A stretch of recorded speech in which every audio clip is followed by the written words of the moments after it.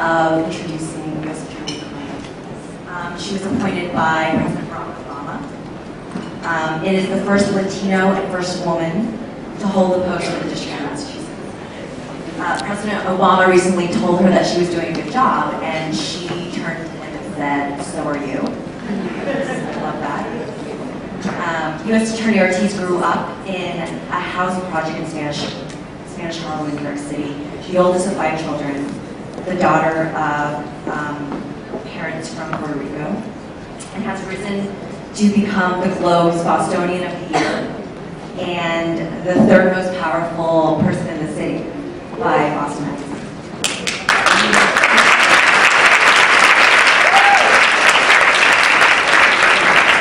Last week she spoke to a group of elementary and middle school girls in Lawrence, and one of them said about her, she was very inspiring.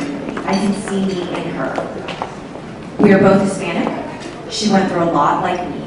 I feel like I can accomplish anything I put my mind to. You inspire us to be U.S. Attorney. Good morning, everyone, and I want to thank the 5 minutes. I'm going to take a little bit more than 5 minutes. I want to thank the executive committee and the board members of the Women's Pipeline for Change for inviting me just to share a few words with you this morning.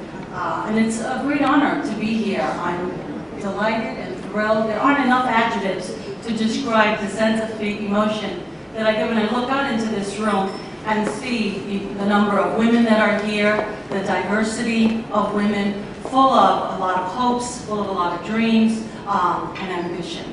So that is very heartwarming to me, and I feel honored to have a brief moment to talk to you a little bit about public service, about leadership, and at the end of the day, how we as women, especially women of color, help one another and support each other to advance and move forward and to succeed in our goals that we yearn to fulfill.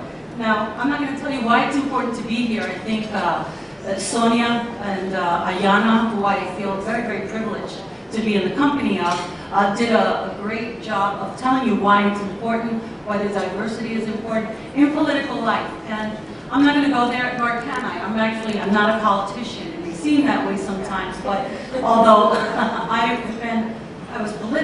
it's a political position in the sense that the president appointed me to this position, it's not a political position. And so while many of you are here, probably with a lot of dreams of becoming elected officials, I'm here to give you another little bit of a side view of this, that it is critically important that we have talented and diversified women in positions of authority and power in many different arenas of governance, not just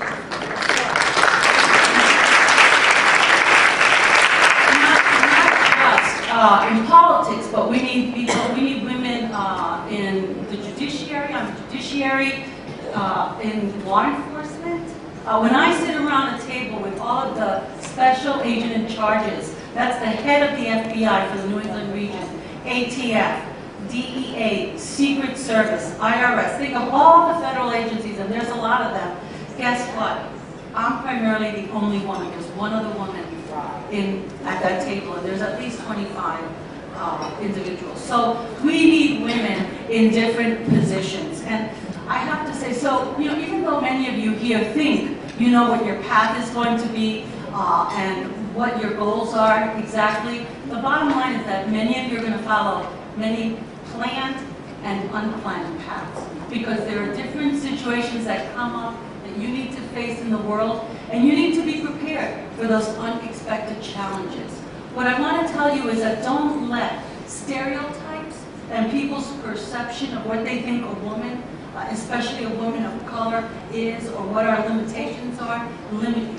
Don't let it define you. Don't let it limit you in terms of what you really aspire to do and be in your life. I think that's critically important. And I also think that the fact that you are here learning from one another, supporting each other, and networking with one another, it proves to me, and you should feel great comfort and pride, that you are well on your way to being leaders. And maybe it will be in politics, maybe it'll be at a corporation, Maybe it'll be in a city position or the judiciary or some other legal appointment, but the key is that you're well on your way to being a leader. There are a couple of takeaways that I want to leave you with, because I know my time is limited. It's probably up by now.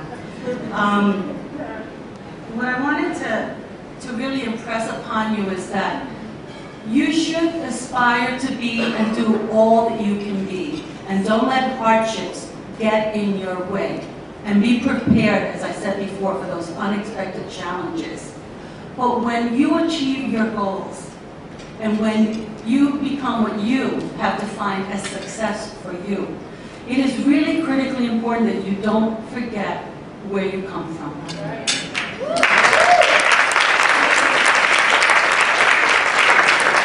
I guarantee you that 30 years ago, when I became a lawyer, if I had come to a woman of color breakfast, it probably would have been maybe 2 tables.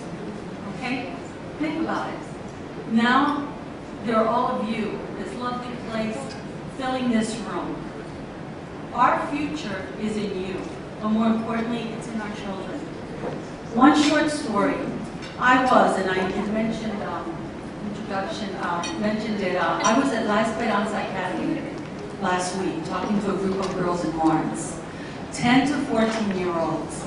I can't tell you how I felt at looking at their faces and seeing them, seeing me, the first woman, the first Hispanic United States Attorney in a position appointed by the President. They couldn't stop beaming. They were so excited. They were so inspired. I was such a role model to them. And think about it, as I was driving here this morning in Lawrence, more than half of the kids dropped out of high school. We've got to reach our children. We cannot forget to be role models and be leaders for them and inspire them. Because as I sat there in that room, and many of those little Latina girls saw themselves in me, as I looked at them, I saw me in them many, many years ago. So they inspired me. They inspired me to go out, to speak more, to reach to our children, to not forget where I came from. And so I encourage you that as you become successful, as you become our future leaders, don't forget to reach out and to inspire those that need to follow in our footsteps, just as we are following in many footsteps that came before us. Thank you so much.